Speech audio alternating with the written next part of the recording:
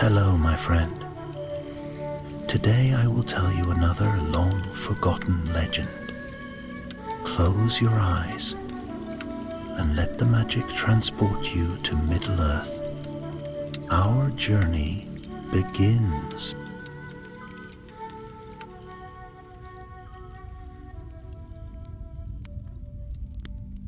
In the days of great peril, when the shadow of Mordor stretched long and dark across the lands of Middle-earth, there were many who rose to meet it, kings and warriors, elves of old, and dwarves of stone halls.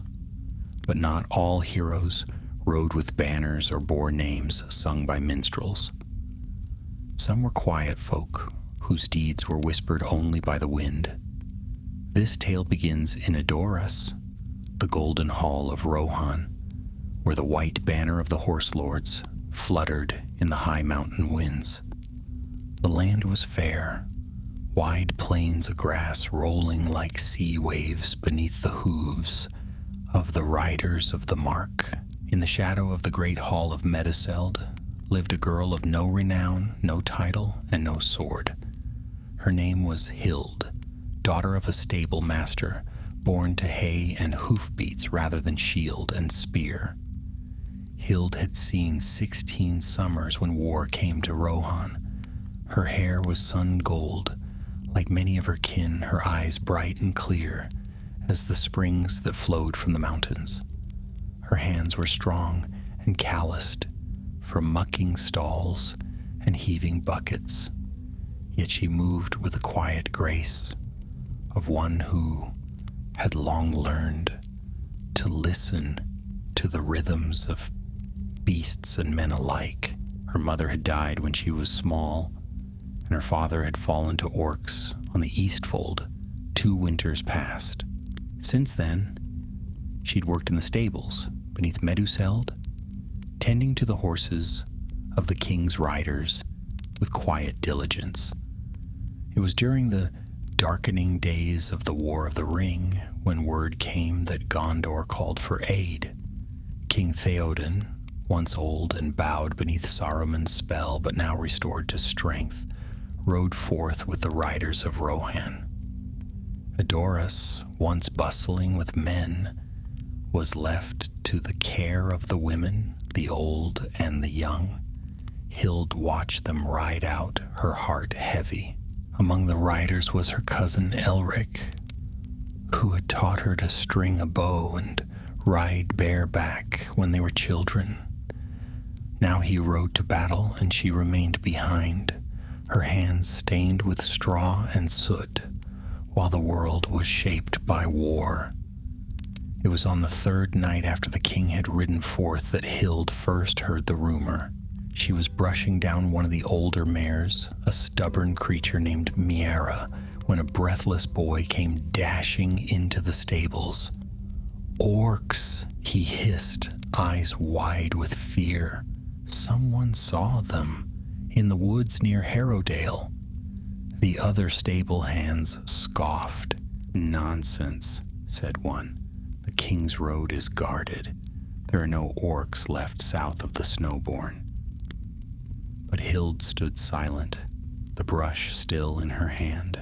She had heard the old stories, passed down in whispers, of secret paths through the White Mountains, of hidden trails not marked on maps. And more, she remembered her father's tales, how in his youth he had hunted with the riders in those very foothills and found signs of strange passage, footprints that vanished, shadows where none should have been. That night, long after the fires in Meduseld had burned low and the wind carried the soft wail of far-off wolves, Hild climbed to the high watchtower. The moon was thin, and clouds swept across the stars like the wings of fell creatures. Far below, where the white mountains rose like jagged teeth, a flicker caught her eye, small, red, and low to the ground.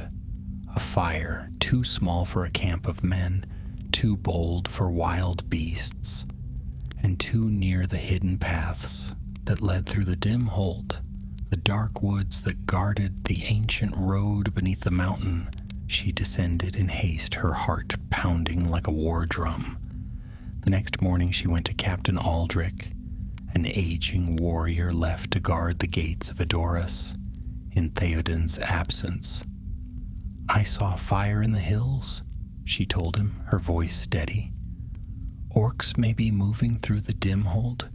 We should send a scout." The old captain laughed. "You saw fire on a cold night in the mountains?" He shook his grizzled head. "I've no men to spare, girl, and I'll not stir the town into panic over a bit of moon madness." Hild pressed her lips tight but said nothing more. She had expected as much. No one ever listened to stable girls, not when war was on the wind and the world's fate hung in the balance. But Hild had always listened to the rustle of grass, the stamp of hooves, the cries of hawks on the wind, and now her instincts told her the danger was real. That night she packed what little she had: her father's old hunting knife, worn but sharp, a small bow she'd made herself, strung with horsehair, a quiver with 12 arrows, a length of rope, flint and tinder, and a water skin filled from the cold spring near the walls. She wrapped herself in a woolen cloak and left before the sun rose. None saw her go. She slipped through the winding paths of the Harrowdale Valley, her feet sure on the slopes where she'd played as a child. As the day wore on, she kept to the high ridges, using trees and stones for cover. And as the sun dipped low, she saw the truth with her own eyes. Orcs, a war band of them 30 strong at least, hulking Uruk-hai from Isengard, bearing the white hand of Saruman on their blackened mail. They had set up camp in a shallow vale, half hidden by trees. Their fire smoked low, and a cruel-faced chieftain barked orders in the harsh tongue of Mordor. She crouched among the rocks, her breath shallow, her heart thudding. Her first instinct was to flee, to run back to Edoras and warn them again, but she already knew what would happen. By the time she returned, it would be too late.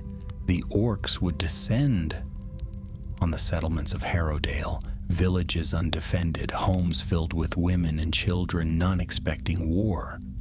There was no time. No one else would stop them. So she made her choice. She would fight.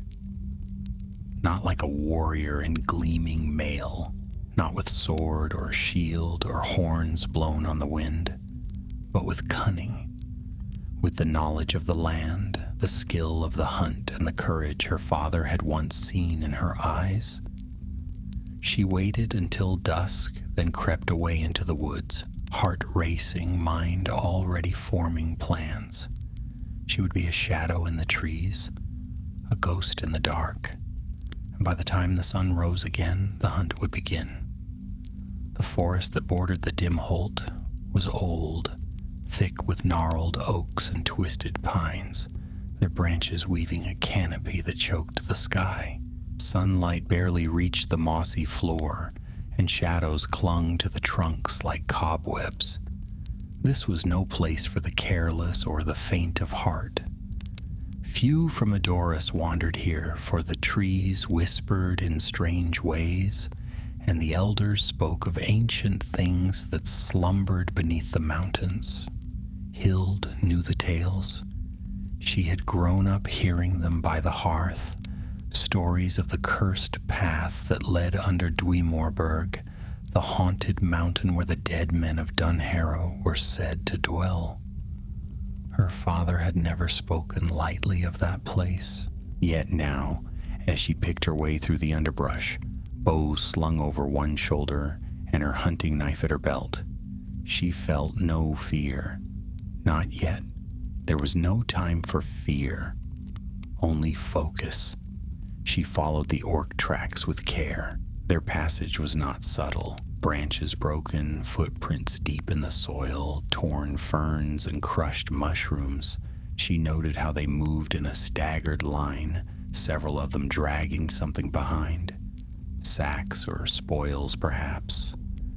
Prisoners, though she hoped not. There were rumors that bands of Uruk-hai had taken captives on their retreat from Helm's Deep.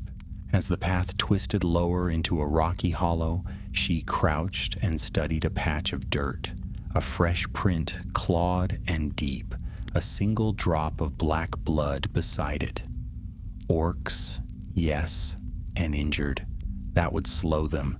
She moved with greater haste now, weaving through the forest's natural turns, her boots silent on the leaf-strewn ground. By nightfall, she reached a ridge that overlooked their camp. The orcs had settled in a clearing near the old ruins of an outpost, long since fallen to moss and rot. Crumbling stone arches rose like broken ribs from the earth, half buried by time. A few torches had been lit, their flames casting long shadows as the creatures moved about with grunts and snarls. The stench reached her even from the tree line, smoke, sweat, and old blood. Hild's stomach twisted, but she stayed still, watching, counting. 30. She breathed in slowly. 30 orcs, 30 monsters, each armed with jagged blades and thick mail, built for war. She was one girl with a knife, a bow, and a pack of half-filled provisions. But she had the land, she had the woods, and she had her plan. At first light, she set to work, moving silently through the trees. She laid her snares.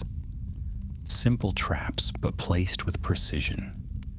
She used rope where she had it, vines and branches where she did not. She dug shallow pits in places where roots had softened the ground, covered them with leaves and twigs. She sprinkled dry powder from her flint into small concealed tinder beds, tucked just beneath brambles. If tripped, they would spark flame and smoke, enough to cause confusion, to mask her movements. For 2 days she watched and prepared, sleeping little, eating only what she had packed. The orcs grew restless. She could hear their chieftain bellowing in the guttural black speech, threatening and cursing. They were waiting, perhaps, for a signal or an order. Whatever it was, Hild knew they would not wait long. On the 3rd night she struck, it began with fire. She crept along the ridge under moonless skies and set alight the tinder beds. Flames sprang up around the edges of the clearing like glowing fangs licking at the dry underbrush. Shouts rang out. Orcs scrambled to their feet, some drawing weapons, others kicking over their cook fires. In confusion, then came the smoke, thick gray tendrils that swirled low and fast, spreading through the camp like a creeping fog. Hild moved quickly, loosing her first arrow from the dark. It struck one of the sentries square in the throat. He dropped without a sound. She loosed 2 more before they realized what was happening, each arrow finding its mark. Then she vanished into the trees, leading them away. Shouts rose behind her, and the orcs charged into the forest in clumsy pursuit. That was when her traps began to spring. A cry split the air as one orc stumbled into a rope snare and was flung hard against a tree trunk. Another screamed as his foot sank through a false patch of ground, and he dropped into a pit lined with sharpened branches. A burst of smoke erupted from another snare, blinding those around it and setting dry grass ablaze. Hild did not stay in one place for long. She struck from behind tree trunks and from high branches, each arrow bringing down another foe. She moved like a phantom, never where they expected, always just beyond reach.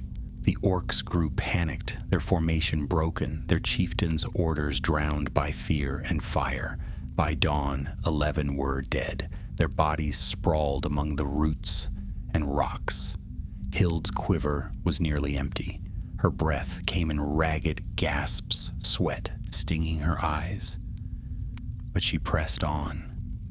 The orcs regrouped near the ruins, now wary.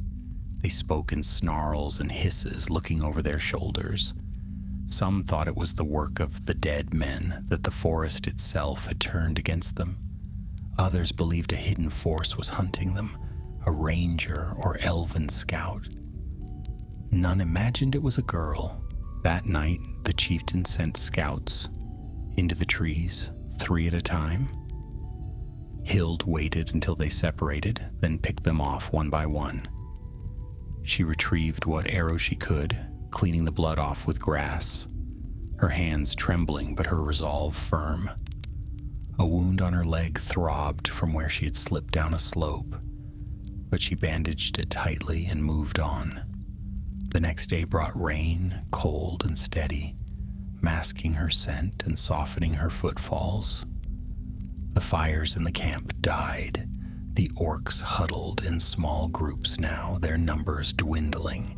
She crept close enough to hear their whispers, superstitious fears, talk of ghosts, even curses upon Saruman for abandoning them. By the end of that day, 4 more had fallen.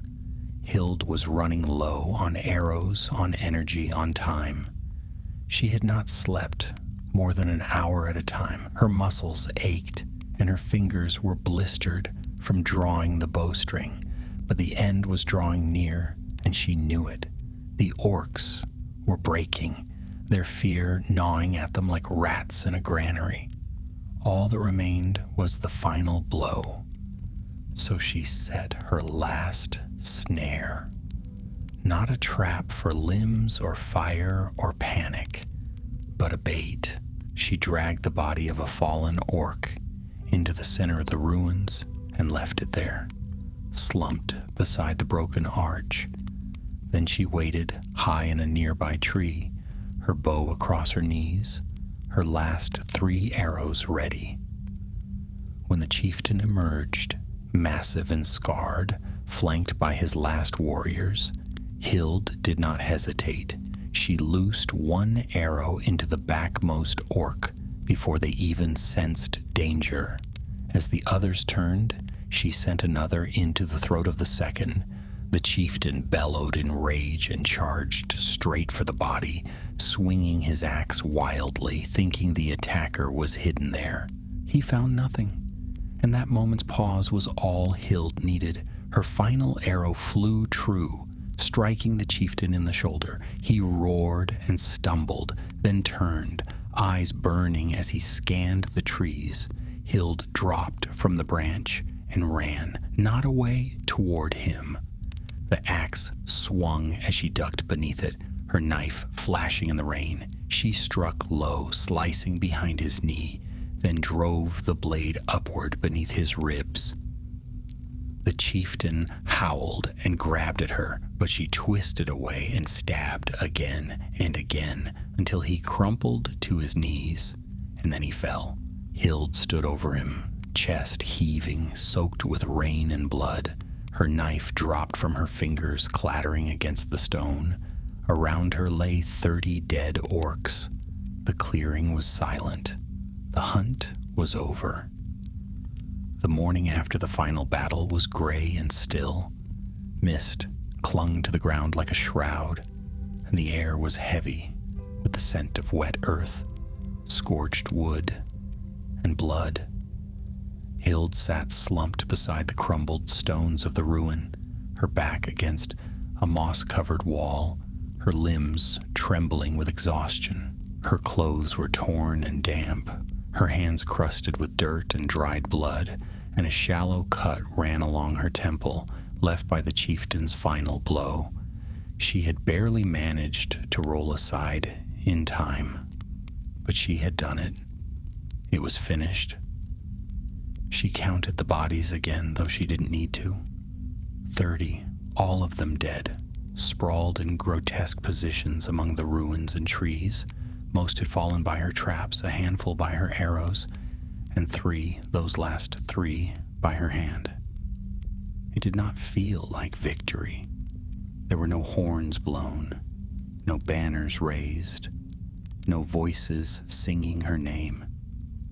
There was only silence and pain. Her fingers moved slowly as she wrapped a strip of cloth around her thigh where a gash had reopened. The bleeding had slowed, but it throbbed steadily beneath the bandage. She had little left, no arrows, no dry tinder, only half a water skin and the cracked remains of some dried fruit in her pouch. Her strength was fading fast, and Edoras was days away on foot. But if she stayed, her wounds might turn, and wolves would not be far behind. The scent of blood would draw them. It took all her will to rise. She leaned on a broken spear taken from one of the fallen Uruk-hai, using it as a walking staff. Her legs wobbled beneath her, and for a moment she thought she might fall. But she gritted her teeth and stepped forward. One step, then another, and another still. She left the clearing behind her, the ruins hidden beneath the mist once more, as though the battle had never happened. The journey back through the dim Holt was slow and grim.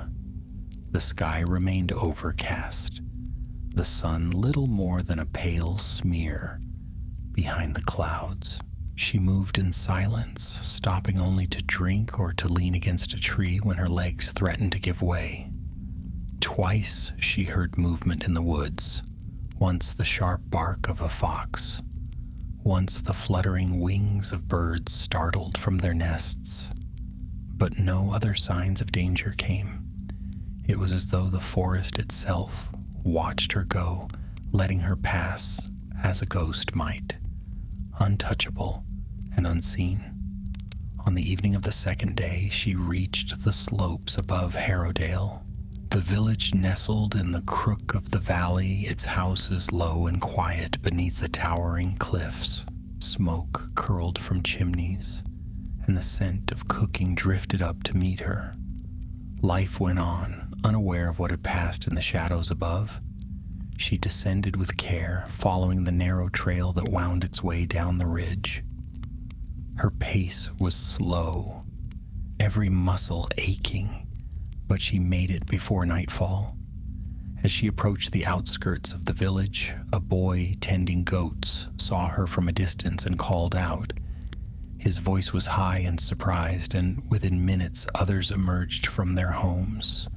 Men, women, children, gathering in the lane to watch the ragged figure stumble into the light. An older woman ran to her and caught her by the shoulders. "Hild?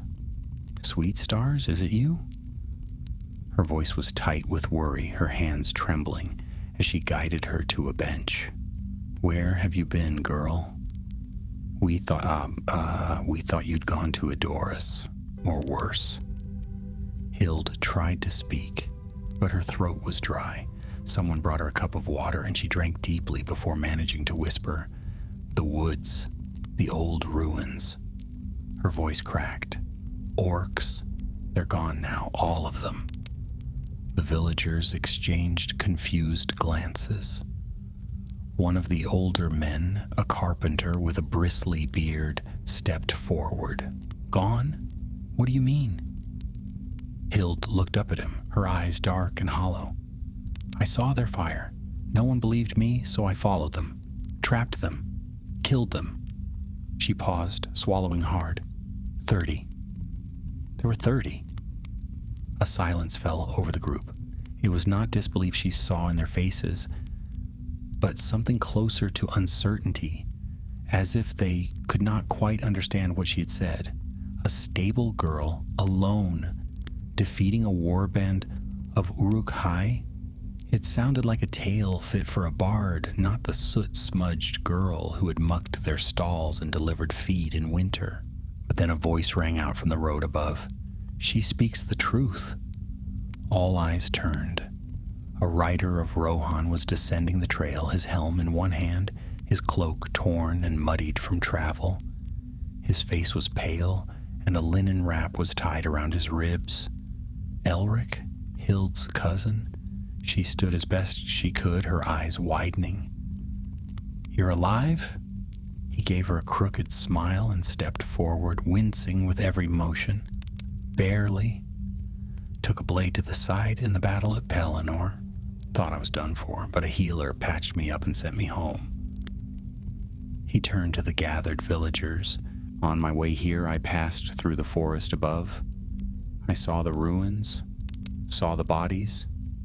He paused, his voice grave. "She did it. I don't know how, but she did." A murmur swept through the crowd. No more questions were asked. The villagers stepped back, giving her space, but now their eyes held something new. Not pity, not confusion. Respect. The healer in the village took her in that night and dressed her wounds properly. Hild slept for 2 days and 2 nights without waking. When she finally stirred, she was fed broth and bread and asked few questions. Word spread swiftly through Harrowdale, then onto the foothills, and by the week's end, riders carried the news all the way to Edoras. When Eomer, now king in his uncle's stead, heard the tale, he summoned Elric to speak. The rider told him everything he knew, sparing no detail, and presented Hild's knife, still stained with orc blood, as proof. Eomer was silent for a long time after the telling. Then he turned to his scribe and spoke. "Let it be written that Hild, daughter of the stable master, stood alone in the woods of the Dimholt and faced the foes of Rohan when none else would. Let her name be remembered." The scribe nodded and began to write, but Hild knew none of this at the time. She remained in Harrowdale, slowly recovering. She spoke little, not because she was hiding something, but because the forest still lingered in her thoughts.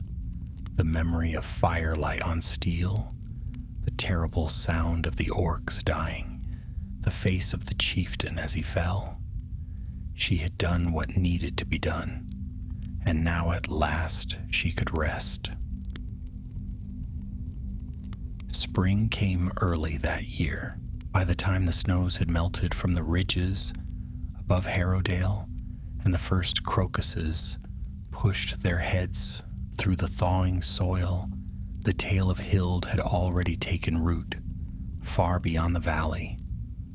From Dunharrow to Aldburg, from the plains of the Eastfold to the winding streets of Edoras, whispers turned to stories, and stories turned to songs. She had not asked for them, nor ever imagined her name would be carried by any lips but her own. But the wind bears truth in strange ways, and even the humblest of tales can grow wings when told enough times. Hild herself had remained quiet through it all. Once her strength returned, she walked again, first with a limp and a staff, then without either. The healer had warned her the wound in her leg might trouble her in the wet months, and it did. But she bore it without complaint. What hurt more was the weight of eyes. Wherever she went in Harrowdale, folk stopped to greet her. Some tried to ask about the battle, about how she had done it all alone. Others simply stared, as though unsure whether to offer her thanks or step aside in fear. She had become something more than a girl, and it did not sit easily on her shoulders. One morning, not long after the snow had left the high paths, a rider came from Edoras bearing the royal crest. He brought a message sealed in green wax and a summons signed by Eomer King.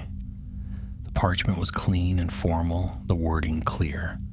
Her presence was requested at Meduseld to be honored for her deeds in defense of the realm.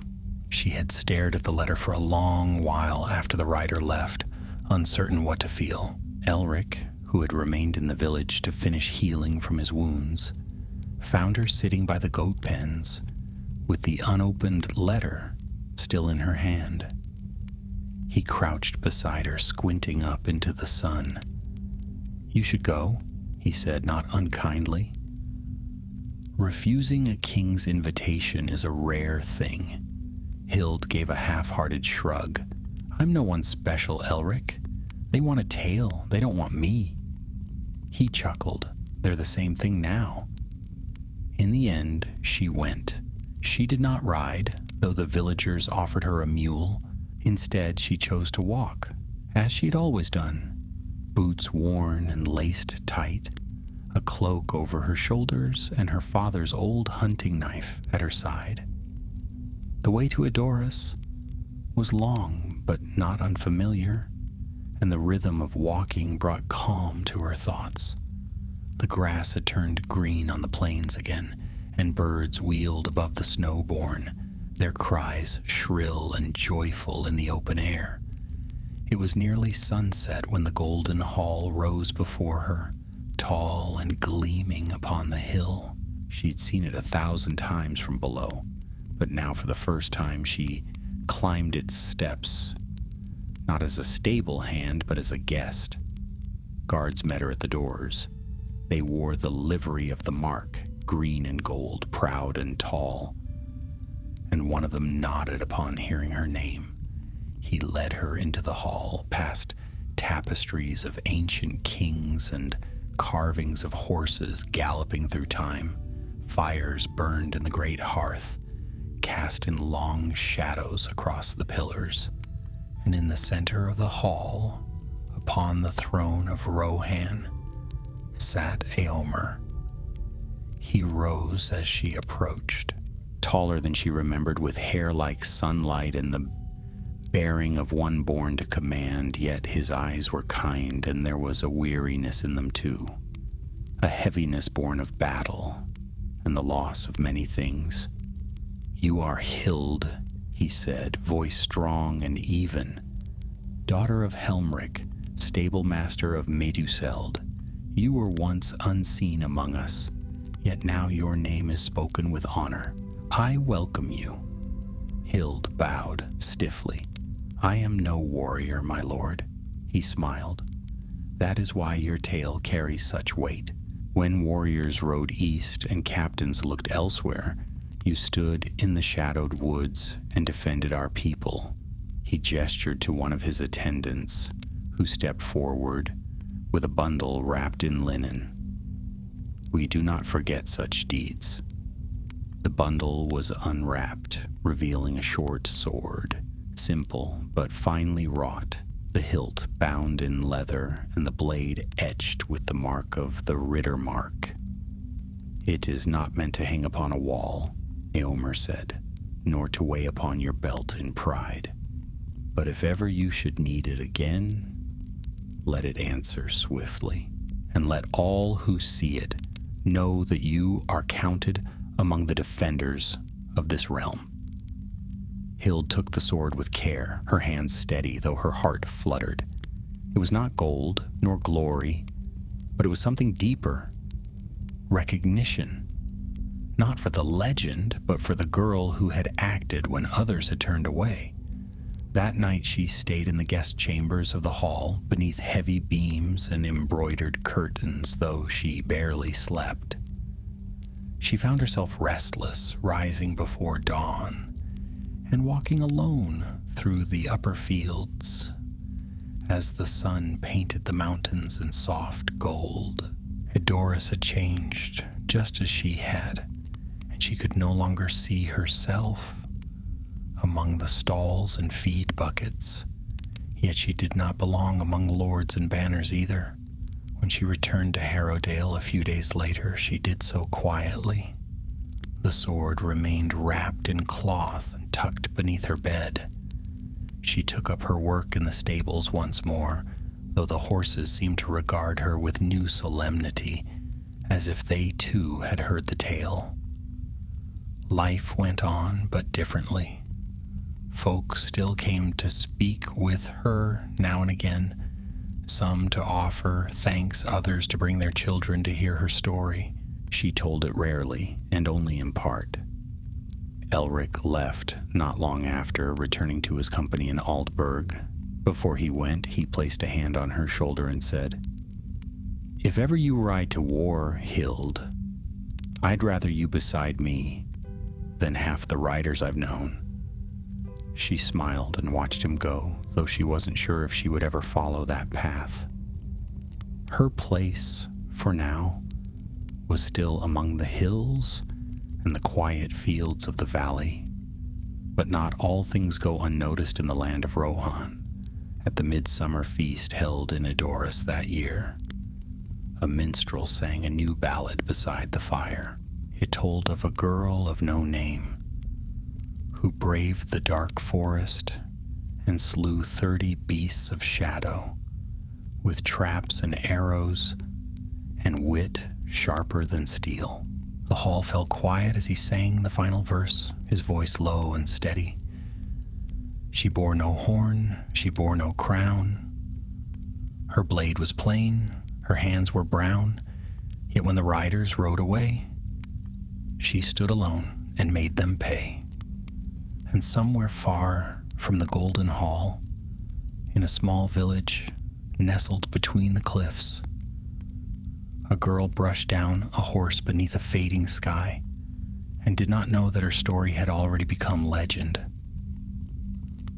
Summer deepened across the Rittermark, and the plains turned gold beneath the sun. Long days brought warmth to the hills, and flocks grazed peacefully on the high slopes above Harrowdale. For a time all seemed well, but war, though pushed back from the gates, had not vanished from the world entirely. The great battles had passed, yes, the Black Gate had fallen, Sauron had been cast down, and the king had returned in Gondor. Yet evil, like smoke, lingers in the cracks of the world, and not all servants of the dark had perished with their master. It began with livestock going missing. First, a few sheep vanished from a herder's flock, their prince disappearing into the woods above the valley. Then a cow, found gutted at the edge of a stream, its eyes wide with terror. At first, the villagers spoke only in murmurs, putting blame on wolves or wild dogs. But Hild knew better. She saw the marks in the soil, three-toed, deep and wrong, and a creeping chill settled in her bones. Late one evening, as the village gathered outside for a harvest fire, an old man named Osric told a tale that hushed even the children. He'd been a rider in his youth, long before Theoden's reign, and his face was lined like tree bark, his hands twisted with age. His voice, though cracked, still carried weight when he spoke.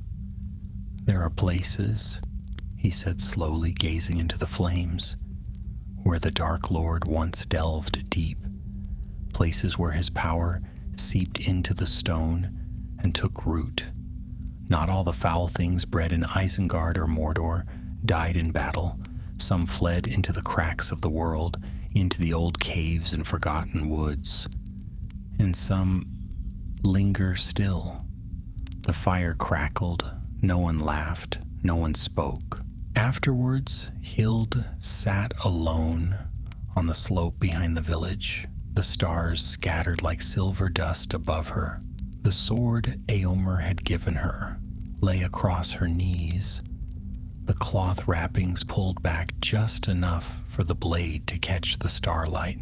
She hadn't drawn it since the day she received it, and truth be told, she didn't want to. But the unease gnawed at her.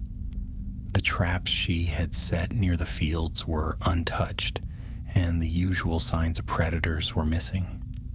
Whatever was out there was clever. The next morning she packed a small satchel and left before the sun had crested the cliffs. She told no one.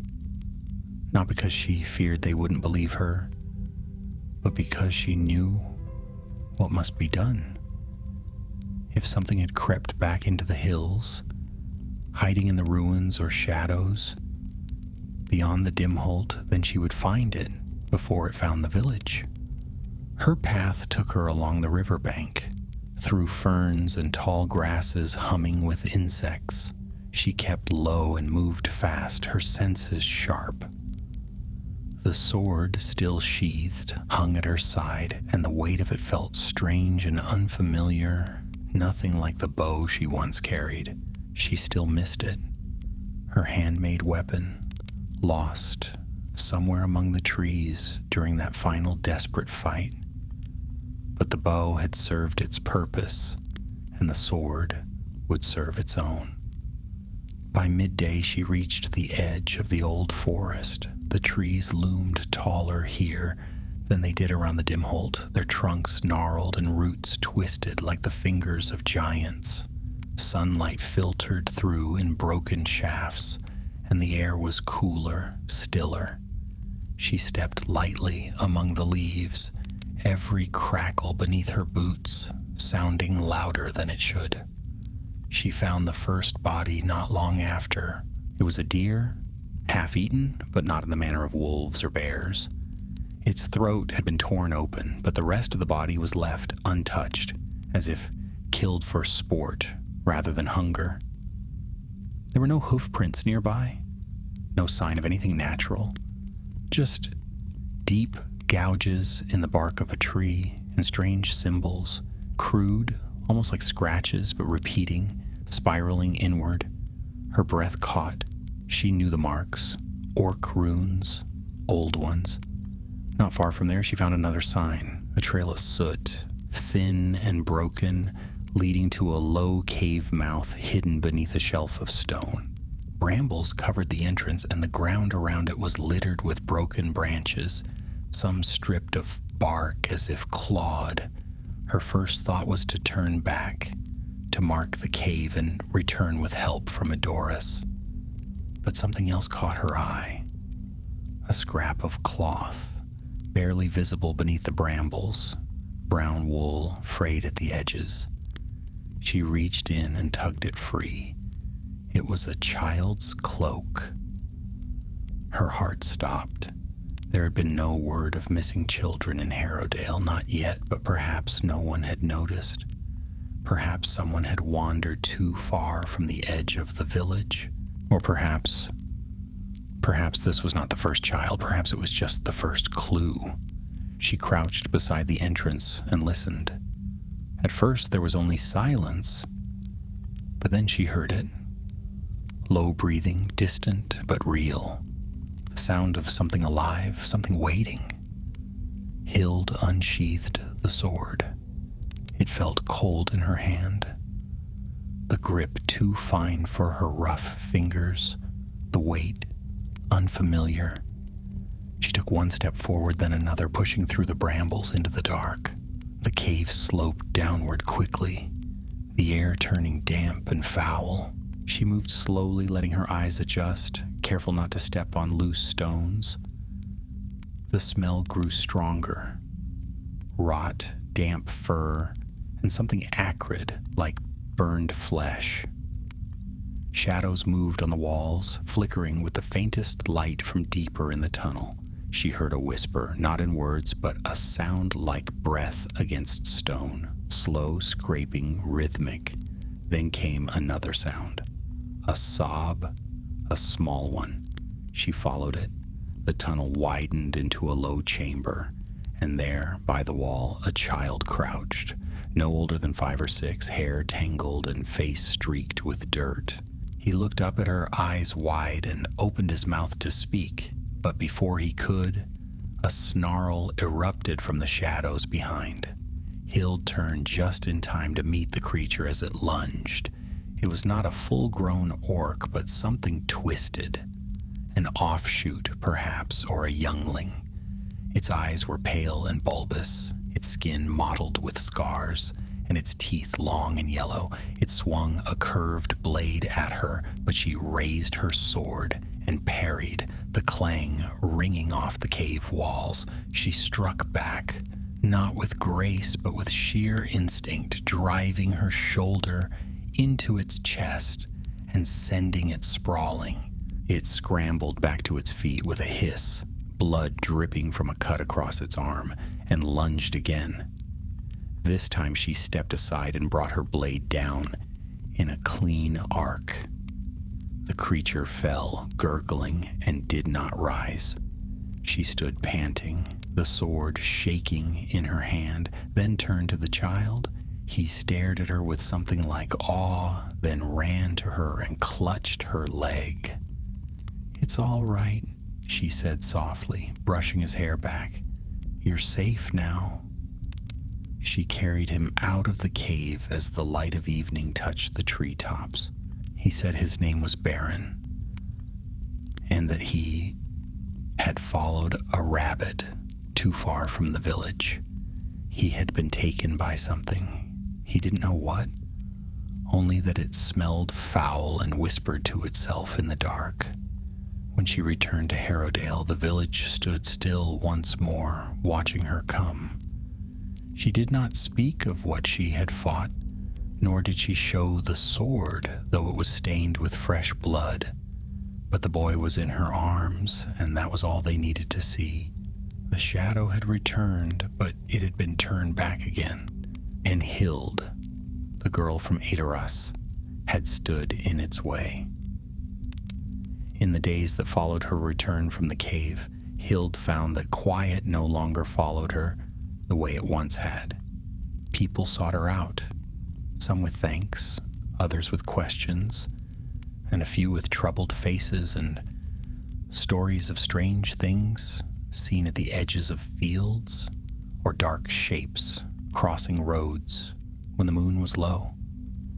It was as though the land itself had grown restless, and the evil she had thought slain had not entirely loosed its grip. The child Baron was taken in by a kindly widow who had no children of her own.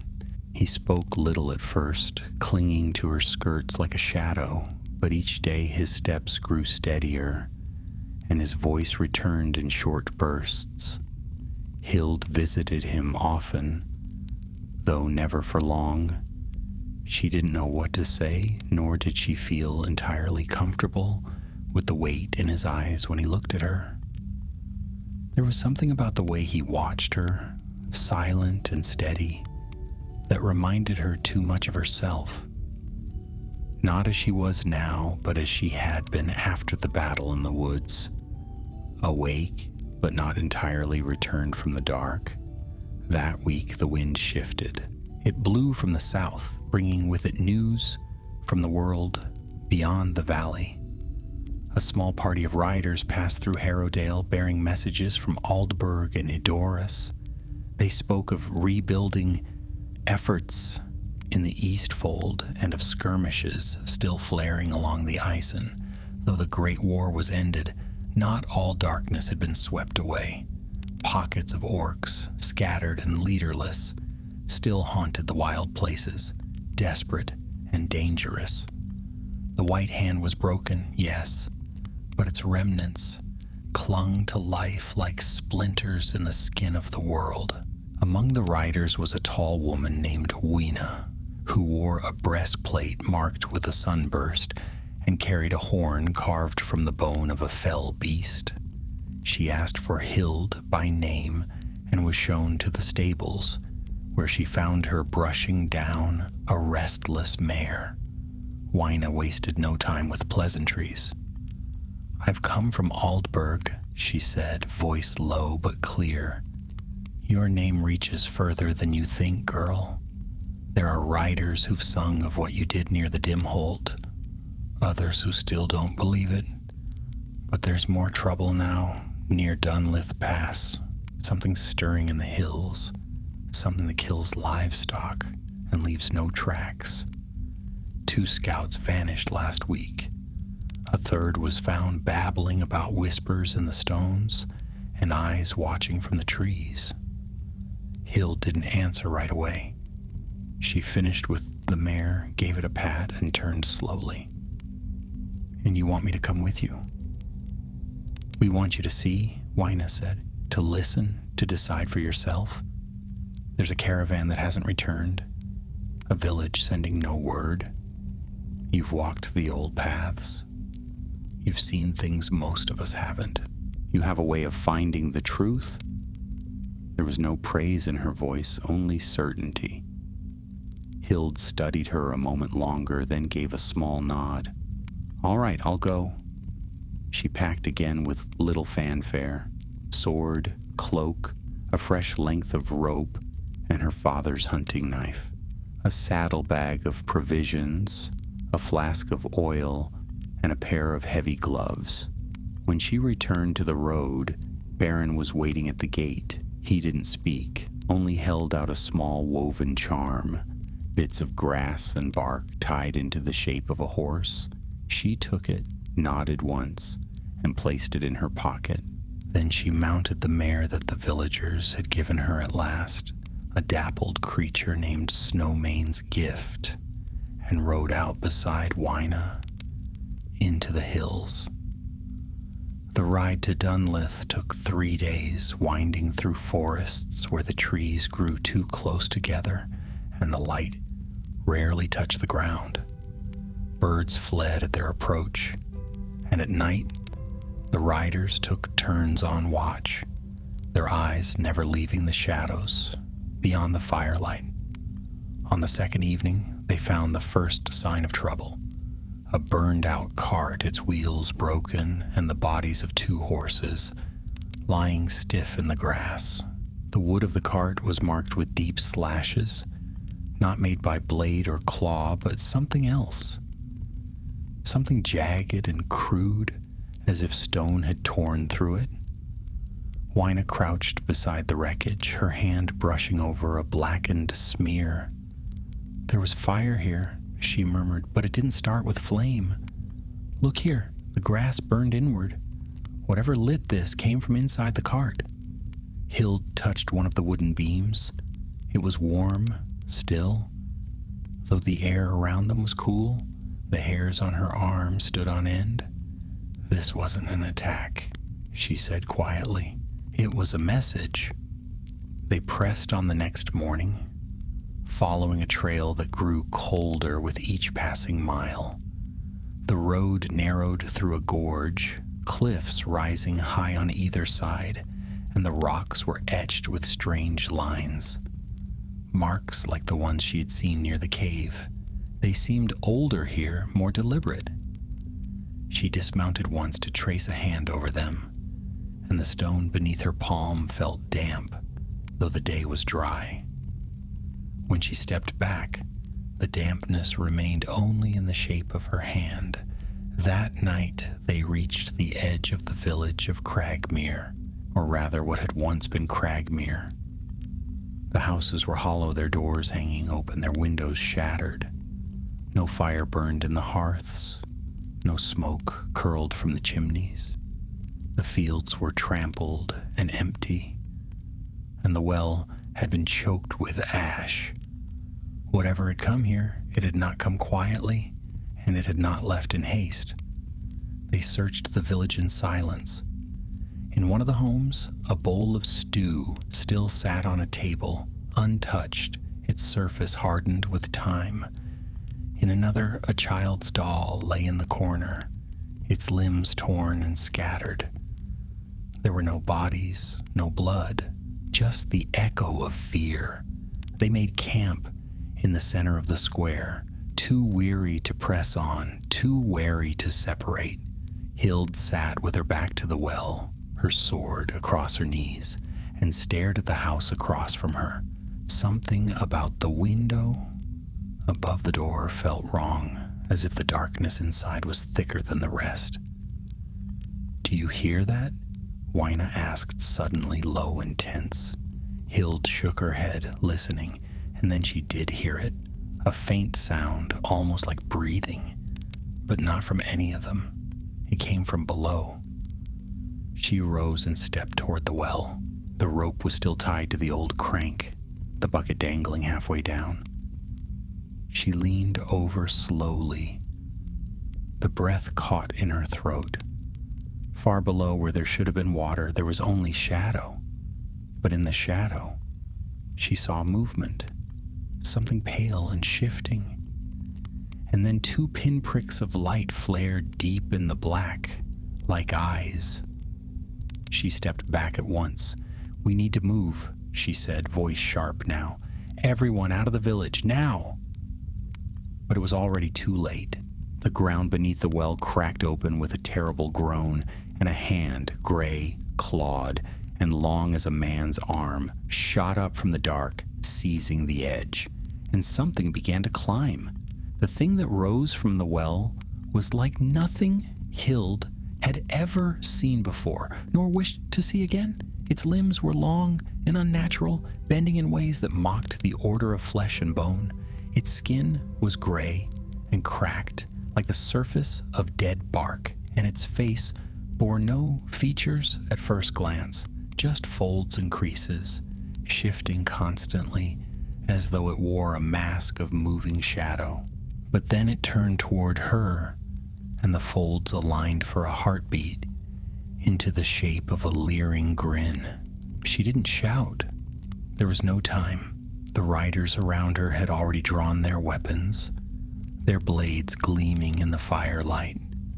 Wyna stood at the front, horn in one hand, sword in the other, barking orders that Hild could barely hear over the strange, low hiss that issued from the creature's throat. It was a sound not meant for ears, something deep and ancient that made the very air feel wrong. Then it moved, not with the clumsy gait of an orc or the heavy charge of a beast, but with speed and purpose, lashing forward like a spider, leaping from its web. It struck the first rider so fast that the man had no time to scream. One clawed hand pierced clean through the leather cuirass, lifting him from the ground and flinging him into the side of a house. He crumpled without a sound. Hild ran, not away, but around the edge of the square, flanking the creature while the others attacked from the front.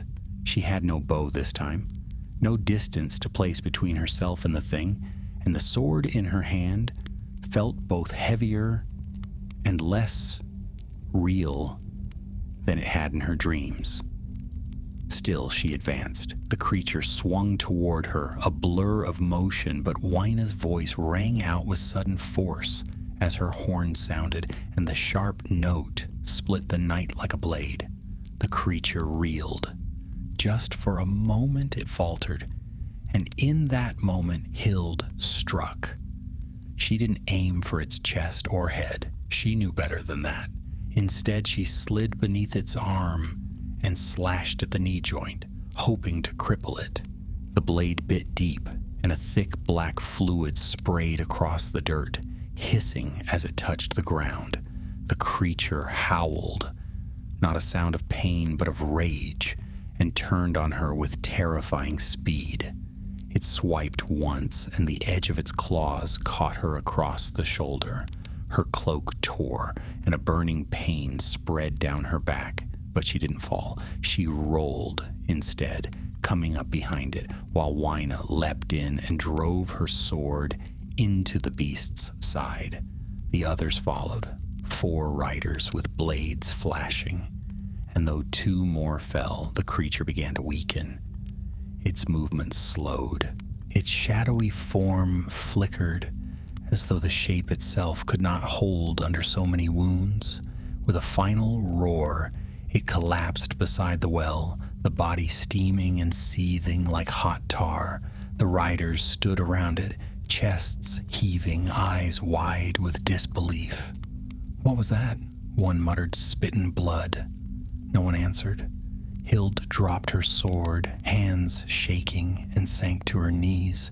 The pain in her back pulsed with heat, and the scent of that black blood still clung to her like smoke.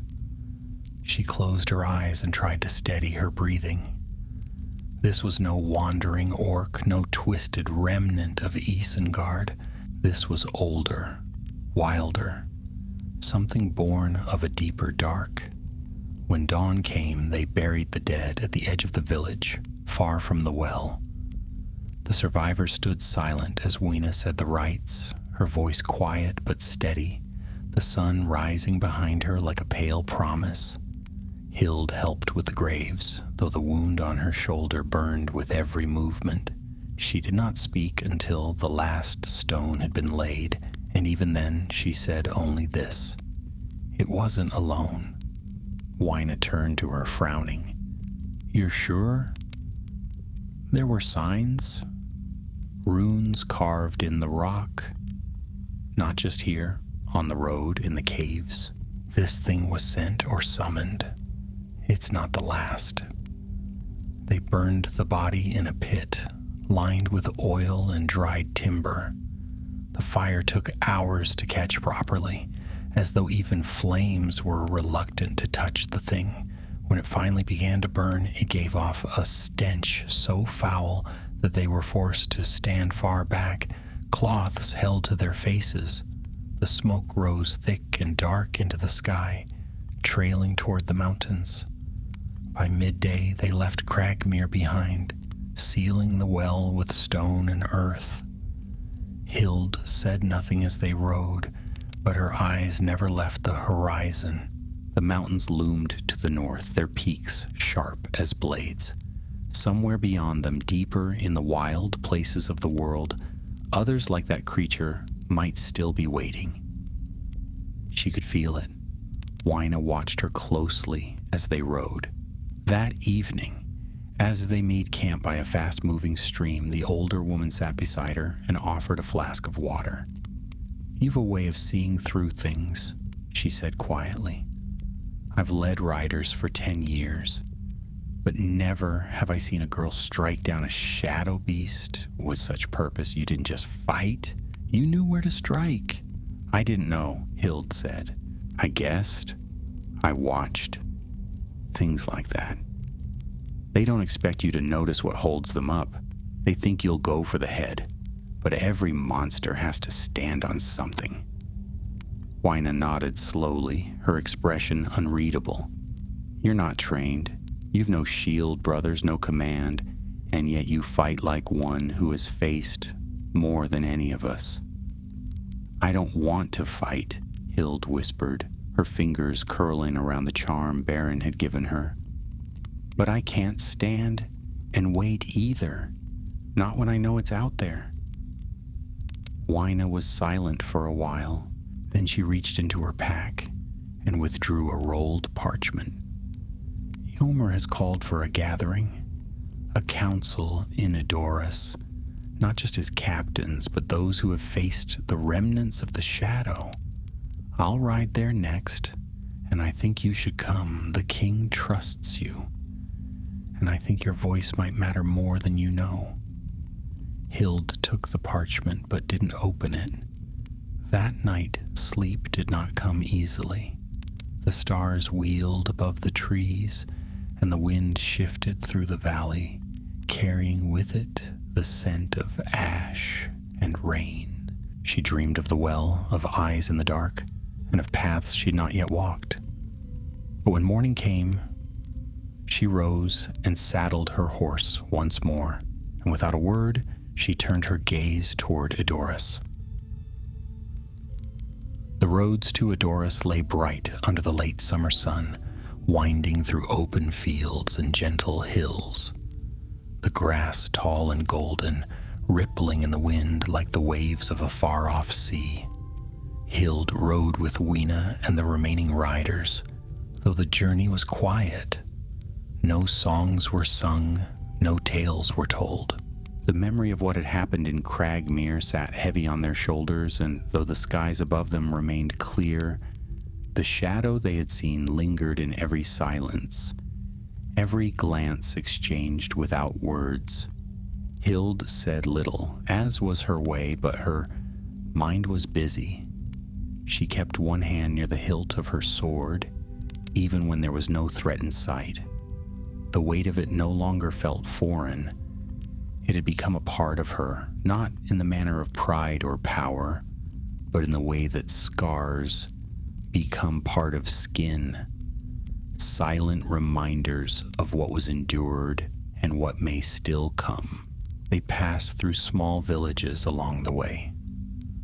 Thorngate, Stonebrook, and one called Dalgard, where the children played beside the stream, and the elders watched with eyes too knowing for such peace.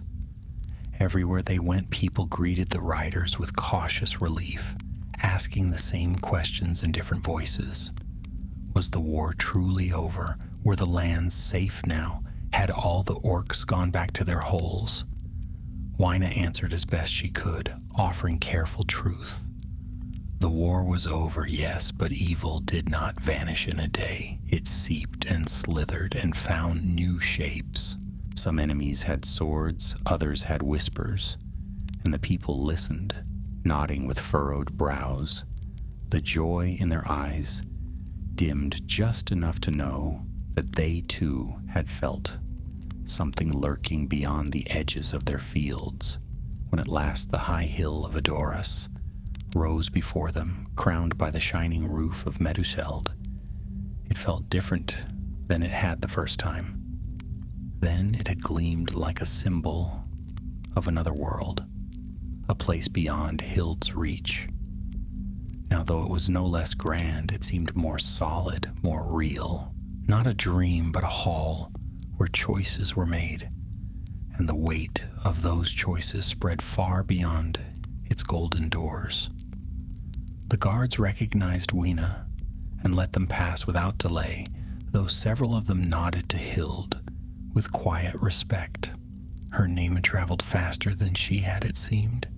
She was shown to a guest chamber, larger than she needed, with a bed carved from oak and windows that looked down upon the plains. But she barely noticed it. She washed quickly and changed into the clean tunic left for her on the bench, then made her way to the upper hall, where the council was already gathering. Meduseld was lit by tall windows and long fires, the scent of oak and smoke lingering in the air. Men and women from every corner of the mark stood gathered, lords and captains, messengers and scouts, their cloaks bearing the emblems of distant places, Aldburg, Snowborn, the Westfold, and more. At the head of the hall, upon a dais beneath the great throne, stood Eomer King, tall and still, his face watchful. When Hild entered, his eyes found her at once, and he inclined his head slightly, not as a ruler to a subject, but as one warrior acknowledging another. Wyna led her forward and stood at her side as Eomer raised his hand for silence. "We have gathered," he said, "not for war, but to guard the peace we have won. Not all our enemies fell on the fields of Pelennor. Some have hidden. Some have changed their shape, but their purpose remains the same." His voice carried through the hall, calm and clear. "Let those who have seen the shadow speak, so we may know it. Let none be silent in the face of danger." And one by one, they spoke. A rider from the Eastfold told of cattle driven mad in the night, their eyes turned white and blind. A woman from the high valleys of Dunharrow recounted hearing drums in the deep caves that had been silent since the war. A scout from the Entwash marshes spoke of a hollow tree that bled black sap and whispered names he had not spoken in years. Each tale was strange, unsettling, and too alike to ignore. Then Wyna stepped forward and told of Cragmere, of the empty village, the dead, and the thing that rose from the well. She described its form, its strength, and how it fell, though not easily. When she finished, a silence hung in the hall, deeper than before. Eomer looked toward Hild. "You were there as well," he said. "Do you have more to tell?" She didn't want to, not because she feared their judgment, but because words felt too small for what she had seen. Still, she stepped forward and faced the gathered council, her voice steady despite the heaviness in her chest. "It wasn't like the orcs," she began. "Not like anything I fought before. It didn't bleed like a creature or move like a man. It was like a shadow, given form and it knew I was there, not just to see me, but to sense me, like it was drawn to something. I don't think it attacked Cragmere by chance. I think it was looking for something. The murmurs began at once, low and uncertain. "Looking for what?" asked one of the captains near the side. "I don't know," Hild replied. "But I've seen runes like the ones near the well before, near Harrowdale, near the first group of orcs. They weren't just symbols. They were old, tied to dark places, places that weren't made by men or dwarves or elves." An older man with a heavy brow leaned forward, his voice rough. "Then why send a girl to face them?" The question landed with more weight than the man likely intended. But before Hild could reply, Eomer stood. "Because she saw what others missed," he said. "Because she acted when others delayed. And because in the end she did not fail." He turned to Hild. "You believe there is more to come?" "I do," she said, quietly but firmly. "Whatever it was, it's part of something. And if we don't find it first, it will find us." Another murmur swept the hall, but this time no one laughed. No one dismissed her. They had heard too many tales now, too many signs to ignore. Eomer stepped down from the dais and moved to the center of the hall. "Then we must search deeper, not just with swords, but with eyes and memory. The old places must be watched again. The forgotten paths walked. We must not wait for the shadow to rise. We must walk into it." The council broke soon after, each group gathering in quiet clusters to plan, to assign scouts and couriers, to speak with grim faces of things they had hoped not to see again. Hild remained by the fire, her hands clasped before her, the heat of the flames dancing across her skin. She felt no triumph, only the steady pull of something unfinished. That evening, Eomer called her privately to the side hall, where the walls were lined with old shields and heirlooms from Rohan's long history. He stood beside a table marked with maps and candle stubs, and he offered her a seat, but she remained standing. "I know you didn't ask for this," he said after a pause. "You came back from the forest, hoping to return to your life, and instead, your life became part of something larger.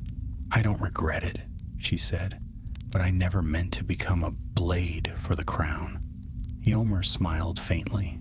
"Not a blade, a light, and in dark times, lights are rarer than swords."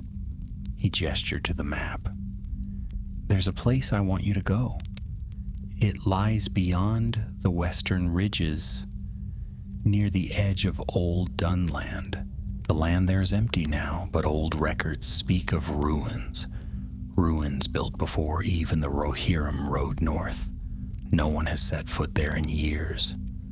We've heard no word, but that too may mean something." Hild studied the map. The place he spoke of was marked only with a faint circle and a name half-faded, Tir Gwanur. She looked up. "When do I leave?" Eomer's gaze was steady. At first light, the following morning a pale mist clung to the slopes of Edoras like the breath of sleeping giants, and the air held that expectant hush that comes just before the sun breaks through. Hild stood alone by the stables, tightening the straps on Snowmane's gift. The mare stamped once and shook her mane, sensing the journey ahead. Hild ran a gloved hand along the horse's neck, murmuring something soft under her breath, something her father used to say before a ride. She had not slept much the night before, though not for lack of trying. Her thoughts had been full of maps and shadows and a name that tugged at her in the dark. Tir Gwanur. The ancient place on the edge of Dunland, lost to memory and legend. She carried little with her, only what she could tie to the saddle or fit in her pack. Her sword hung at her side, her father's hunting knife at her belt, and inside the pouch at her hip was the woven horse charm given to her by Baron. The boy had come to the stables just before sunrise, rubbing his eyes and blinking against the wind, and handed it to her wordlessly, as though he had always known she would be leaving again. Wyna met her near the lower gate, already mounted, her gray gelding standing steady beneath her. She carried a spear strapped across her back and wore a short cloak of dark green wool. She looked less like a captain now and more like a scout, lean and alert, every movement quiet and efficient. Hild was glad for her company, though neither woman spoke as they rode out from the city. The gates of Edoras creaked open behind them, and the sounds of the waking city faded into the wind. Their path led westward, away from the sun, across open fields and rolling hills, where the grass danced in wide waves and the sky stretched endlessly above. They passed shepherds and stone huts, but by the second day the land grew emptier, the roads fainter, and the only signs of habitation were broken fences and overgrown tracks that led nowhere. Once they spotted a hawk circling above a copse of dead trees, and Wyna dismounted to investigate. She found the remains of a campsite, ashes cold, prints faded, no sign of violence, but no trace of life either. Someone had been there not long ago and vanished without a sound. They spoke more that night, camping beneath a rocky overhang where a small stream trickled nearby. Wyna unwrapped a small bundle of dried meat and flatbread and passed half to Hild, who accepted it gratefully. "I've been to Dunland before," Wyna said as she chewed. "Years ago, before the war. The clans were restless even then, proud people, scarred by old wounds. They never loved the Rohirrim, nor the men of Gondor. Some were stirred to madness by Saruman's lies. But others," she paused, frowning, "others vanished long before he began whispering." "Vanished how?" Hild asked. "Some say they fled into the hills. Others say they found something or it found them. There are tales, old ones, of stones that speak and caves that echo with voices not your own. Most think it's just wild men's talk, meant to keep strangers away. But you don't think so? I've learned not to laugh at old stories, not after what we saw in Cragmere." They fell into silence, broken only by the sound of water and the rustle of wind in the grass. Hild leaned back against the stone and closed her eyes. She thought of her village, of the way the sky looked when the sun set behind the cliffs. She thought of her mother's lullabies and the smell of hay in the stables, but the memory felt distant now, like something seen through fog. The road had changed her. She was not the same girl who once mucked stalls beneath Meduseld. Whether that was a blessing or a curse, she could not yet say. They reached the borders of Dunland on the fourth day. The landscape changed quickly. Hills turned to sharp ridges, and the grass gave way to coarse heather and gray stone. Trees grew fewer, twisted by wind, and the sky above seemed closer somehow, heavy with storm light. Even when no clouds were present, the wind had a different smell here, drier, sharper, carrying the scent of old ash and forgotten things. Hild felt it the moment they crossed the last marker stone, the land remembering its own past, and not kindly. That afternoon they came upon the first ruins. What had once been a watchtower now stood as a broken stump of blackened stone, half swallowed by the earth. Vines clung to its base, and crows nested in the crags where windows had once been. Wyna dismounted and circled it, frowning. "This isn't on the map," she said. "It's older. Look at the stone. Cut with no chisel marks, like it was shaped, not carved."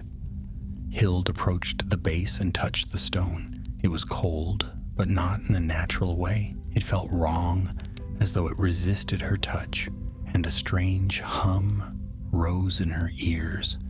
The longer she kept her fingers there, she pulled back sharply, her skin prickling. "There's something buried here," she said, "something old." They made camp nearby but did not sleep deeply. In the night, a sound drifted across the hills, distant, hollow, and rhythmic, like drums beaten in slow procession. Both women woke at once and exchanged glances in the dark. Neither said what they were thinking, but they kept their weapons close and the fire higher than usual. By the 6th day, the path became difficult to follow. The land sloped upward in jagged steps, and the trail twisted between steep gullies and wind-carved ridges. They passed standing stones weathered by time, some leaning, some cracked, but all marked with faint carvings worn down to nothing. Once, as they crested a narrow pass, Wyna pointed to a wide plateau below, where the ruins of what might once have been a city lay in fragments across the earth. "Tir Gwaner," she said. "It must be." The sight was sobering. What remained of the city was no more than scattered foundations and broken pillars, a collection of empty shapes against the stone. A large circular platform lay at the center, half covered in rubble, and several archways rose around it, standing alone like sentinels, long forgotten. There were no birds, no animals. Not even the wind moved as it had before. They descended cautiously, the horses uneasy beneath them. Snowmane's gift snorted and tossed her head, and Hild murmured to calm her, though her own stomach was knotted with unease. The moment her boots touched the ground within the city, she felt it, a deep, humming stillness, not peaceful but watchful, as if something buried beneath the earth had woken the moment they arrived. They dismounted and began to search. The ground was dry and cracked, and the stones bore strange shapes that neither of them could read. Wyna found a staircase leading downward near the edge of the platform and called Hild over. "It goes deep," she said, peering into the darkness. "Much deeper than it should." Hild knelt beside her, listening. There was no echo, no breath of air rising from below, just silence. And then faintly, the sound of whispering, too distant to catch words, but undeniably real. She drew her sword. "Whatever's down there," she said, voice low. "It's been waiting a long time." Wyna nodded and drew her own blade, and together, without another word, they descended into the dark. The staircase wound downward in a slow, spiraling descent, the steps wide enough for two to walk abreast, though neither Hild nor Wyna felt inclined to walk side by side. The walls were smooth stone, cut in an ancient style that neither recognized, yet the symmetry was undeniable. Every few paces, a small alcove opened along the walls, and within some of these were remnants of carvings, faded sigils, geometric patterns, and once the cracked remains of a face worn down by time, and perhaps something more deliberate. Hild held her sword low and angled forward, its weight now a comfort rather than a burden. Her eyes, already accustomed to dim light from so many nights in dark forests and broken ruins, adjusted quickly. But down here, the darkness was not merely an absence of light. It was something older, more substantial, as though it clung to the skin and breathed against the back of the neck. She glanced at Wyna, who moved with practiced caution a few steps behind, her blade raised and her free hand trailing along the stone wall. After what felt like the length of a watch, the stairs opened into a chamber, wide, round, and eerily silent. A vaulted ceiling rose far above them, lost in shadow, and the air was cold enough that their breath came out in faint clouds. At the far end stood an archway, half collapsed, leading deeper into the ruin. Beneath their feet, the floor was covered in dust, so thick it muffled even the sound of their steps. In the center of the chamber stood a single stone plinth, waist-high and covered in runes that pulsed faintly as they approached. Hild narrowed her eyes. The script was unfamiliar, but the markings matched the ones she'd seen near Cragmere and at the well in Harrowdale. She reached out, not touching the stone, but hovering her hand just above its surface. The air above the plinth shimmered faintly, like heat over summer roads, though the chamber was cold. "Do you feel that?" she asked, her voice barely a whisper. Wyna nodded. "It's like the air wants to pull you in." Neither touched it. They circled the plinth once, then turned their attention to the archway. Beyond it, the hallway narrowed again, but not in a natural way. The stone was cracked and fractured, and along the walls were more of the strange symbols, arranged in spirals and lines that hurt the eyes if stared at too long. They moved quietly, deeper into the ruin, guided by the barest glimmer of light leaking through ancient vents above.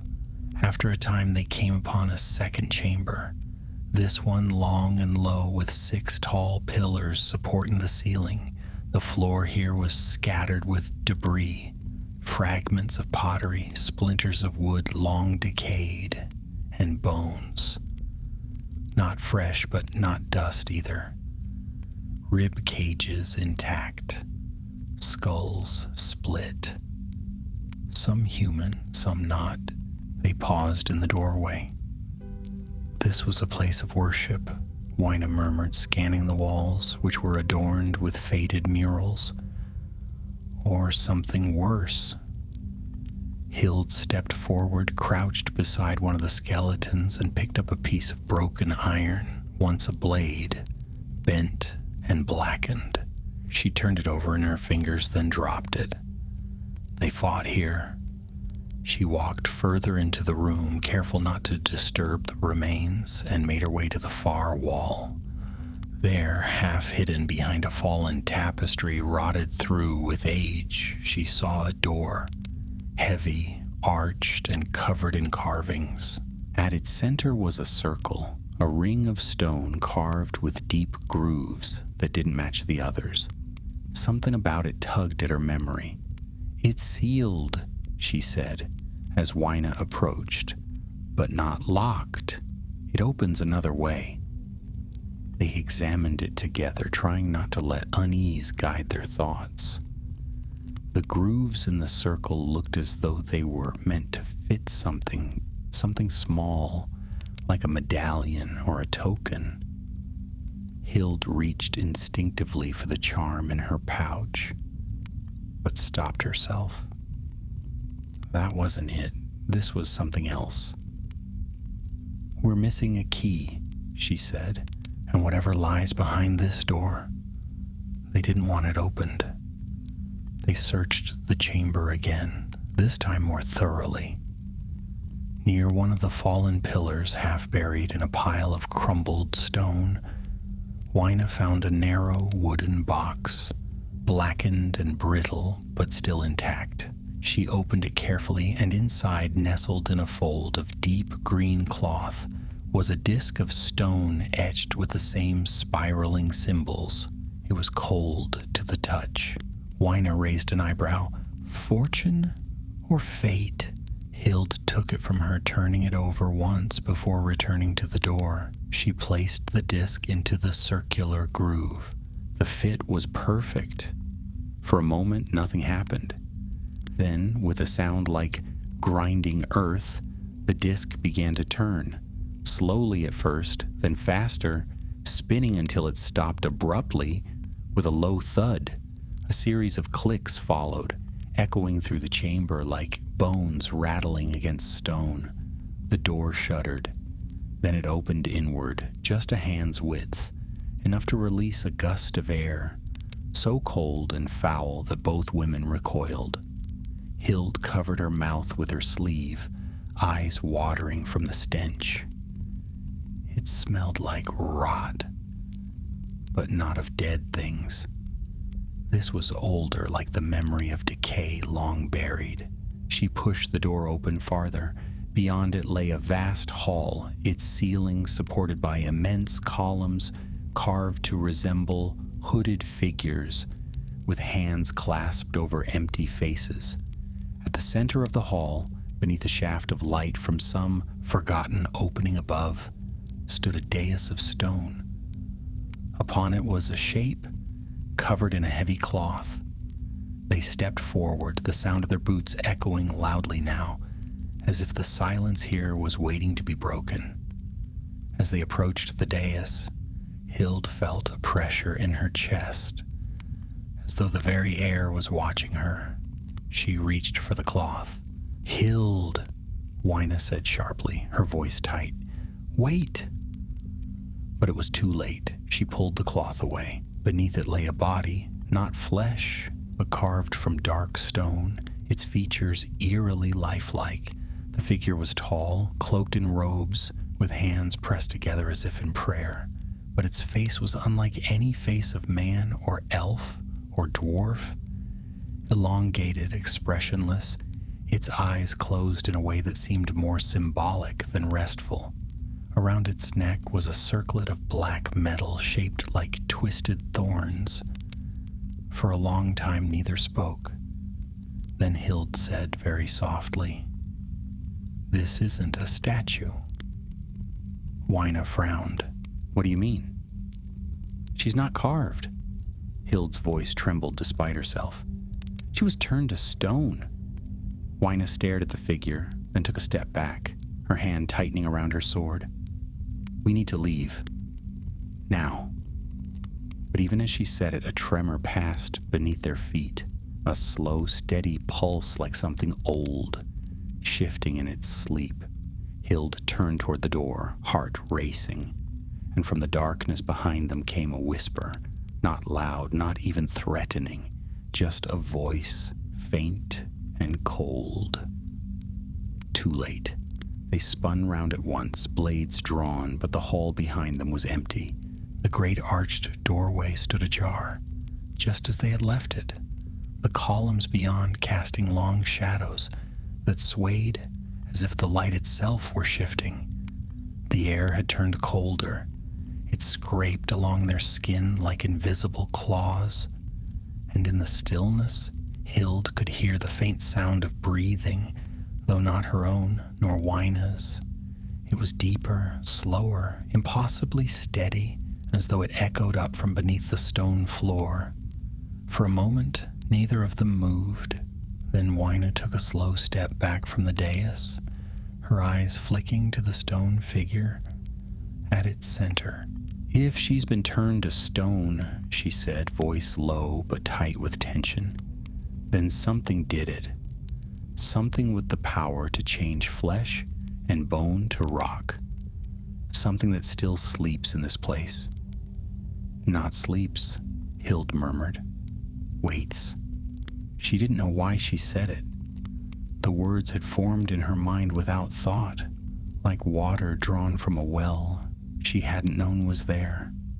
Her hand tightened around the hilt of her sword. The whisper they had heard, it hadn't come through her ears.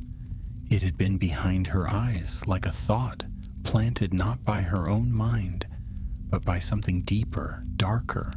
They backed away from the dais, keeping their blades between them and the stone figure. It did not move. The face remained still, eyes closed, lips parted slightly as if caught mid-breath, but the sense of presence in the room had grown heavier. like something coiled just beyond sight, waiting for them to take one step too far. "We should go back the way we came," Wyna said. "Seal the door behind us. Burn the entrance if we have to." But as they turned, the great arched doorway rumbled, and with a grinding shriek, the stone above it cracked. Dust and pebbles rained down, and a moment later the entire upper arch collapsed, filling the entrance with rubble. A cloud of choking dust rose through the hall, and for a few terrifying seconds, there was no light at all. Hild coughed, her eyes watering, and stumbled back toward the dais. She could barely make out Wyna's form through the swirling dust, but her voice cut through the gloom. "I'm all right. You? Still breathing?" Hild replied, wiping the grit from her face. It was then that the light changed. From high above, where a single shaft of pale light had illuminated the dais, something new flickered. No longer just daylight filtering down through stone, but a glow faintly green, as if the very air had begun to sour. The stone woman on the pedestal remained unchanged, but beneath her feet a crack appeared, fine and jagged, spreading outward like veins through the floor. Wyna took a step back. "We're not alone." The whisper came again, clearer now, a voice that spoke no language either of them recognized, yet which both understood. It was not spoken aloud, but folded directly into their thoughts, coiling like smoke around the edges of reason. "The chain is broken. The vessel is opened." Hild felt a pressure behind her eyes, like someone pushing against her skull from within.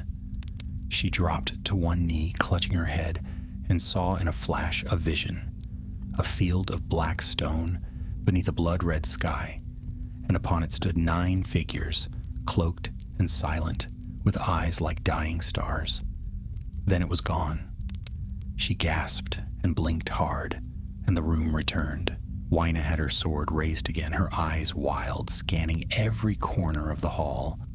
"Something's beneath us," she said. "We've disturbed it." The crack in the floor widened with a groan that seemed to come from deep in the bones of the ruin, and then a sound like wind, except it didn't stir the air, didn't shift the dust. It moved through the mind instead, like a scream turned inward. Hild forced herself to her feet, staggering toward one of the side passages they hadn't yet explored. There may be another way out. "Come on!" They ran, boots thudding across the uneven stone. The echoes distorted strangely, as though the hall no longer obeyed the laws of sound. The passage led downward again, this time in a sloping corridor lined with alcoves. The walls shimmered faintly, the same greenish hue as before, and on either side carved reliefs stared back at them. Figures in robes, heads bowed, hands raised not in prayer, but in surrender. At the end of the corridor, the floor fell away into a wide chamber, circular like the one above, but this one was filled with water. The surface was black, perfectly still, and the walls curved upward into a dome that glittered faintly with symbols in silver and red. The air was thick, not with smell, but with pressure, like the moment before a storm. A stone bridge, no more than 3 paces wide, spanned the center of the pool. It led to a raised platform, and at its center stood a pedestal of dark iron, upon which sat a small object, a ring coiled like a serpent biting its tail. Wyna stared at it, her face pale. This was no temple. No, Hild said, it was a prison. And the prisoner was no longer bound. From the far wall, just above the waterline, a sound like cracking ice echoed through the chamber. A piece of stone flaked off the wall and splashed into the pool. Then another. The water rippled ever so slightly. "Don't touch the ring," Hild said. "I wasn't planning to," Wyna replied, though her voice lacked certainty. Another tremor passed through the floor, and this time it was accompanied by a voice so low and vast it shook the bones. One woke me. The water in the pool began to swirl, slow at first, then faster, forming a spiral of movement that tugged at the edges of the stone bridge. A shape began to rise beneath it, vast and indistinct, as though the darkness itself had taken form. Wyna backed away, her eyes locked on the ring. "If that's what binds it, then we have to destroy it," Hild finished. But before they could move, the water exploded upward, and from it rose a form so large it blotted out the ceiling. Eyes like molten iron flared in the gloom, and a mouth opened where no mouth should be, releasing a roar that shattered the stone. Along the edges of the pool, Hild leapt to the pedestal. The ring pulsed in rhythm with the thing's roar. It was hot to the touch, and even as her fingers closed around it, her mind filled with visions, memories that weren't hers, voices whispering names she didn't know, promises of power, of vengeance, of endless silence. She screamed and forced the images away. She turned, raised the ring above her head, and hurled it into the depths of the pool. For a moment, nothing happened. Then the scream stopped. The form above the water wavered, lost shape, and collapsed inward with a roar that shook the chamber to its foundations. The water hissed and boiled, then turned still once more. The dome above cracked in a dozen places, and stones began to fall. "Run!" Wyna shouted, seizing Hild's arm.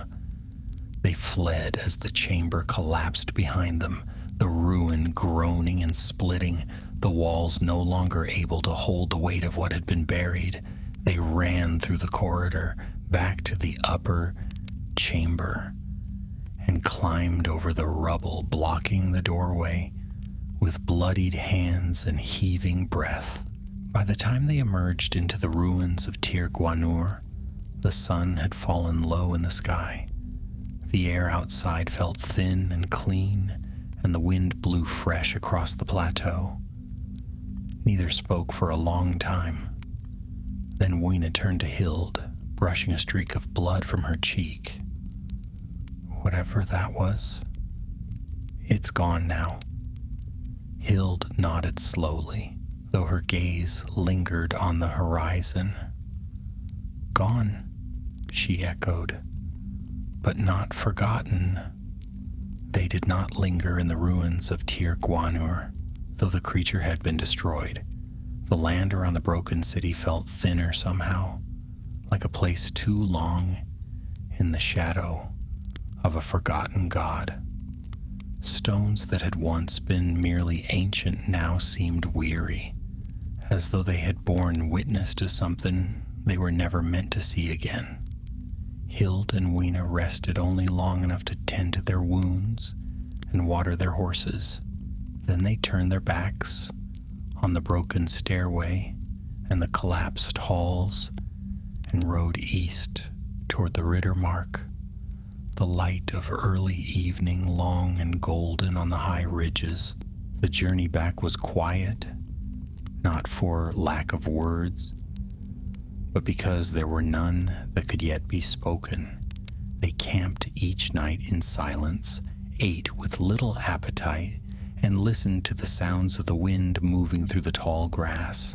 The nightmares did not wait long to find them. Hild woke more than once with her sword half drawn, convinced that she had heard a voice. Not Wyna's, not her own, but low and coiling, the same voice she had heard in the ruin, whispering truths she did not want. Sometimes she dreamed of the stone woman with the thorned circlet. Other times she dreamed she had never thrown the ring. into the water and woke with the taste of cold iron on her tongue.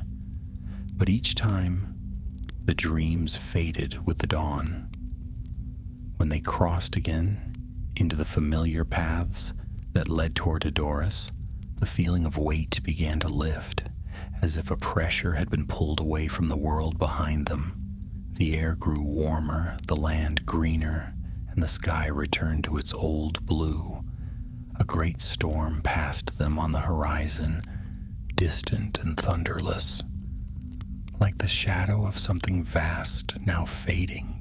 They passed villagers who waved from the fields, and small boys who tried to race the horses on bare feet, and Hild found herself smiling for the first time in days. It was near dusk when the towers of Edoras rose before them once again. The gates opened at Wyna's signal, and the guards let them through without question. Word had already traveled. Eomer was waiting at the steps of Meduseld, flanked by two of his captains. His face was still and quiet, his cloak stirred gently by the wind. As the riders dismounted and climbed the stairs, Hild felt the familiar knot in her stomach return. Not fear exactly, but the sense that something final was approaching, something she couldn't turn away from.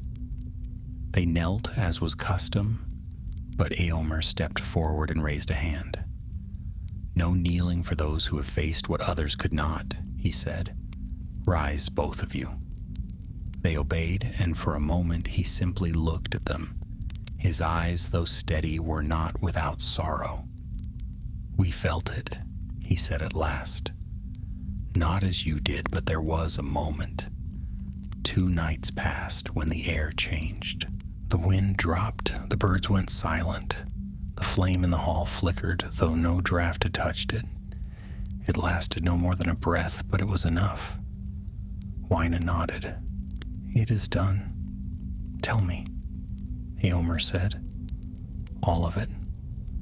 They were taken to the smaller council room, a warm chamber with tapestries on the walls and a wide table of polished wood at its center. Wine and bread were brought, but neither woman touched them. They recounted everything: the stairs beneath Tir Gwaner, the stone woman on the dais, the whispering voice, the ring, the creature rising from the water. They spoke plainly, neither exaggerating nor hiding what had happened. As the tale unfolded, the room grew quieter still. Even the captains, who had seen war with their own eyes, said nothing, their knuckles white where they gripped the table. When the story ended, Eomer sat back in his chair, eyes narrowed in thought. "This thing you destroyed," he said, "was it of Sauron's making?" Hild shook her head. "It was older. It might have served him once or been bound to him, but it was not born of Mordor. It came from deeper places, forgotten places, maybe even before the darkness had a name." Eomer looked at her then, not as a king, but as a man who had once fought side by side with his kin against impossible odds. "And what of the stone woman?" "I don't know," Hild said. "But she wasn't dead, not entirely. The ring had kept her there, just as it had bound the thing beneath. Maybe she was the jailer, or maybe she was the first prisoner. Either way, she's still there." "And you believe others like this creature still remain?" "I don't believe it," she said. "I know it." The room was still for a long time. At last Eomer rose. "I cannot order the riders to search every ruin and cave across the realm. The people are weary, the land scarred, and the hearts of many crave peace. But I will send watchers to the west, and I will speak with Aragorn when next we meet. If these dark things are rising, then we must rise also." He turned to Wyna. "You have served Rohan with honor. You are to remain at Edoras at my side. There is work here that needs your eye." Wyna bowed, not out of duty, but in agreement. "As you will, my lord." Then he turned to Hild. "And you," he said with a faint smile, "what path calls you now?" She hesitated. Her hands twitched slightly at her sides, as though she could already feel the reins between her fingers, the wind in her hair. "I need to ride," she said. "Not for war, for truth. There are places I need to find, questions I need to answer." Eomer inclined his head. "Then I will not keep you. But know this, Hild, daughter of Helmric, you are no longer a shadow in the stables. You are named in the records of Meduseld. You are sung in the mead halls. You are remembered." That evening, as the torches were lit and the banners of Rohan fluttered in the wind, Hild sat once more by the stables, sharpening her blade and oiling the leather of her boots. A small pack sat beside her, already half filled. Wyna came to her before the stars rose and pressed a folded cloth into her hand. Inside was a simple pendant carved from bone in the shape of a hawk in flight. "It belonged to my sister," Wyna said. "She was a scout once, before the war.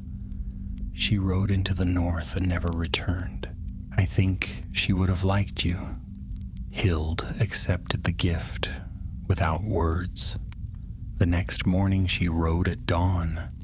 No banners marked her leaving, no horns were blown. But when the first shepherd stepped onto the hill above the city, he saw her already halfway down the valley. Her cloak lifted by the breeze, her sword strapped across her back. And though he did not know her name, he watched her until she vanished from sight and remembered the shape of her passage. In the years that followed, many tales would be told of Hild of Edoras, the girl who had stood against 30 orcs, the woman who walked the ruined places of the world, seeking answers that others feared to ask. Some said she vanished into the far east and returned with eyes that saw more than they should. Others claimed she wandered into the old forest and was lost to time like the Druidane of legend. But those who knew her, those who had ridden beside her or fought in her shadow, said she never sought glory nor waited for songs to be written. She simply rode where the darkness had once been. And when it rose again, as it always did in one shape or another, she was already there, standing in its path.